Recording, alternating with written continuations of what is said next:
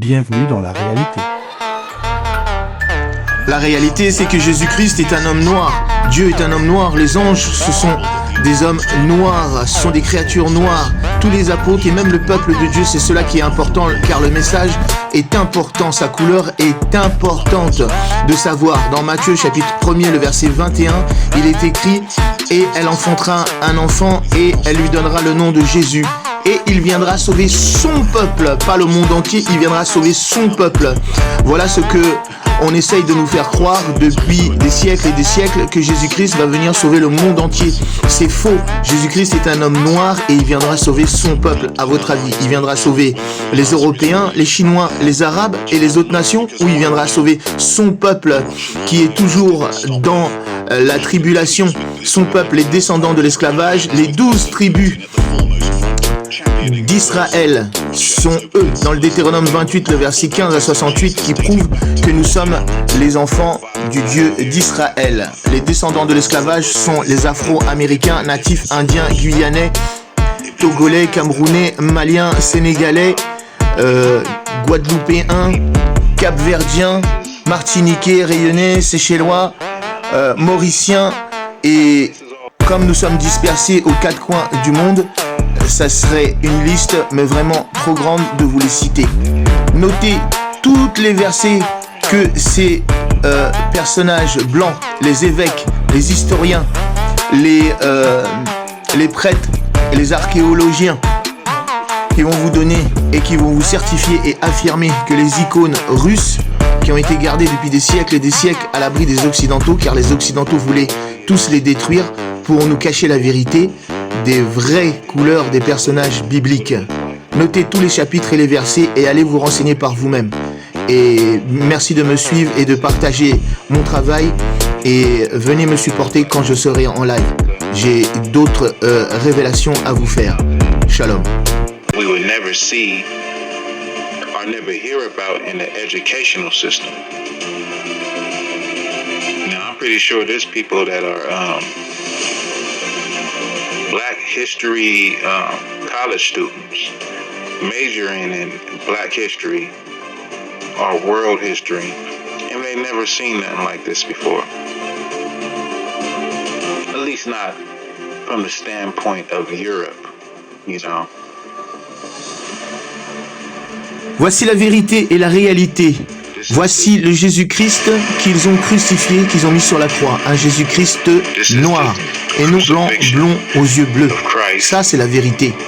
On ne pourra pas le dire s'il est noir, parce que ça changerait tout leur plan. Tout ce qu'ils ont planifié depuis des siècles et des siècles, ça va tomber à l'eau.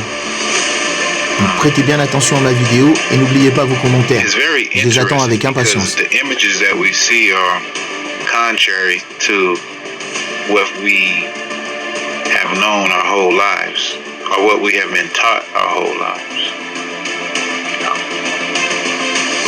Like I'll say it again, like these type of images of antiquity escaped Black people here in America, and I can say all people in general, just people in general don't know.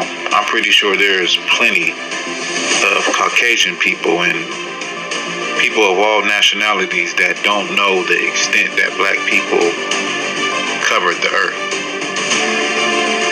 And in many cases, like here, like what you see, we're in rulership position. Like this looks like a king.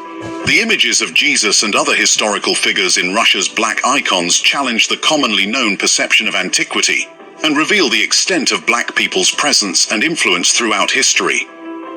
Paintings from the 1500s and 1600s depicting Black icons, including Jesus and Mary, in a highly sought-after book that explores the history of Black people in Russia, Italy, and other parts of Europe. The book contains interesting depictions of Black people in biblical scenes, which is knowledge that is not taught in the American educational system. However, debates concerning the authenticity of these icons goes on. And Alex Pismeni, a software developer and Catholic Christian, has some things to contribute. The Russian Christians adopted Byzantine Orthodoxy wholesale. That, of course, includes the iconography, The fundamental principle of Orthodox iconography is no changes. The icons are as much as possible portraits of Christ, Our Lady and other saints.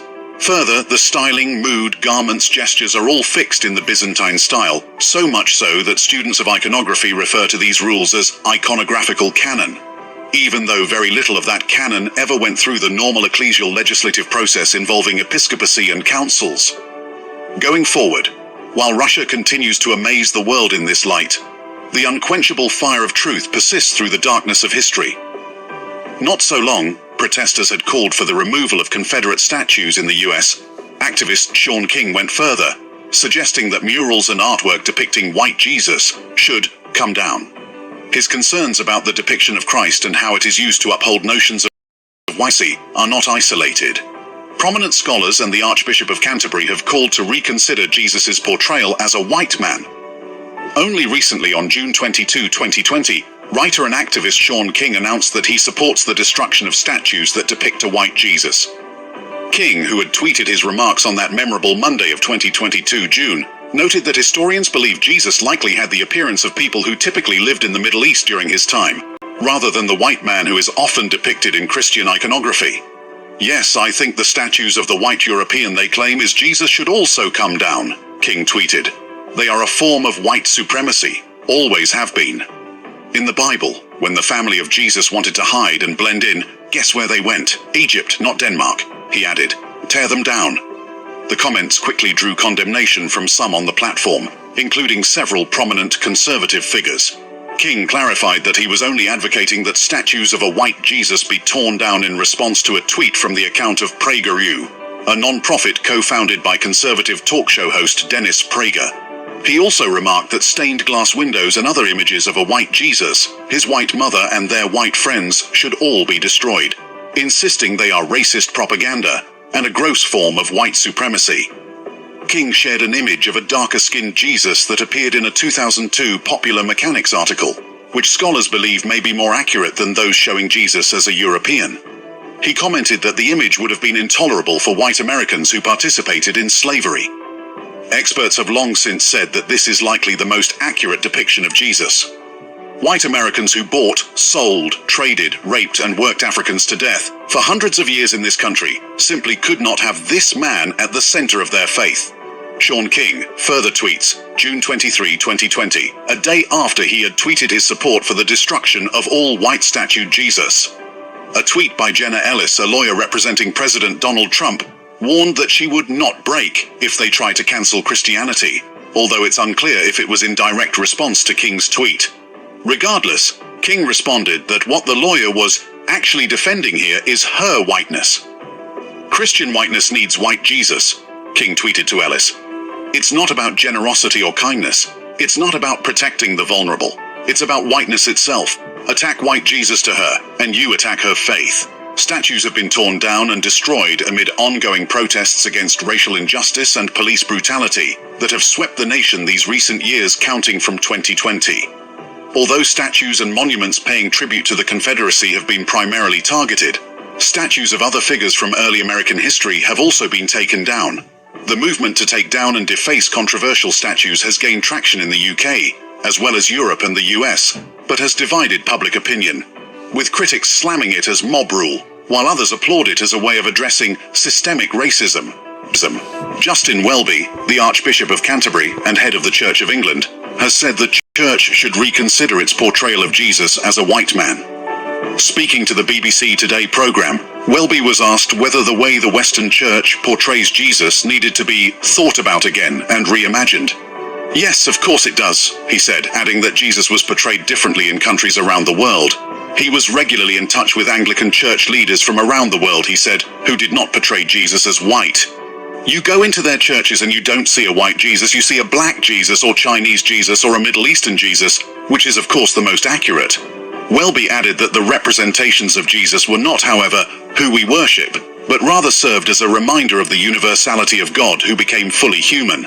Addressing calls for monuments with links to the UK's imperialist history and slave trade to be removed, he said statues in Canterbury Cathedral would be put under review. The question about whether they should all be there arises, of course it does, and we've seen that all over the world, he continued. We're going to be looking very carefully and putting them in context and seeing if they